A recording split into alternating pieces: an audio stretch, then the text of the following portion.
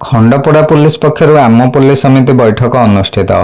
ନୟାଗଡ଼ ଜିଲ୍ଲା ଖଣ୍ଡପଡ଼ା ବ୍ଲକ ଅଧୀନ ଶିଖରପୁର ପଞ୍ଚାୟତ କାର୍ଯ୍ୟାଳୟ ପରିସରରେ ଖଣ୍ଡପଡ଼ା ପୁଲିସ ପକ୍ଷରୁ ଆମ ପୁଲିସ ସମିତି ବୈଠକ ଅନୁଷ୍ଠିତ ହୋଇଯାଇଛି।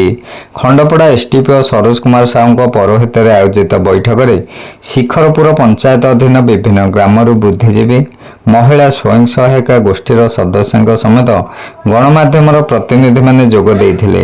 ଏସଡିପିଓ ଶ୍ରୀଯୁକ୍ତ ସାହୁ ପୁଲିସ ଓ ଜନସାଧାରଣଙ୍କ ମଧ୍ୟରେ ସୁସମ୍ପର୍କ ବଜାୟ ରଖିବା ନିମନ୍ତେ ମତ ଦେବା ସହ ଏକ ନିଶାମୁକ୍ତ ସମାଜ ଗଠନର ମହତ ଲକ୍ଷ୍ୟ ନେଇ ସଦାସର୍ବଦା ପୁଲିସ କାର୍ଯ୍ୟ କରିବ ବୋଲି ସୂଚନା ଦେଇଥିଲେ।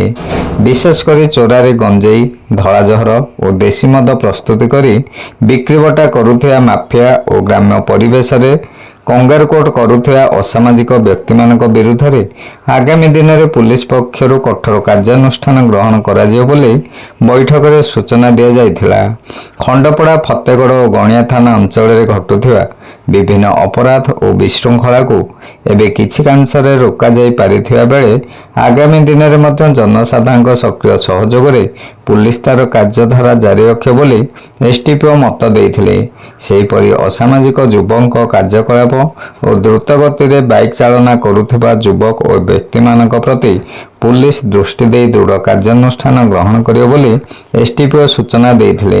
ବୈଠକରେ ଅନ୍ୟମାନଙ୍କ ମଧ୍ୟରେ ଖଣ୍ଡପଡ଼ା ଥାନାଧିକାରୀ କୃତିବାସ ହରିଚନ୍ଦନ, ଶିଖରପୁର ପୂର୍ବତନ ସରପଞ୍ଚ ନବକିଶୋର ସାହୁ ଓ ପୁଲିସ କର୍ମଚାରୀମାନେ ଉପସ୍ଥିତ ଥିଲେ।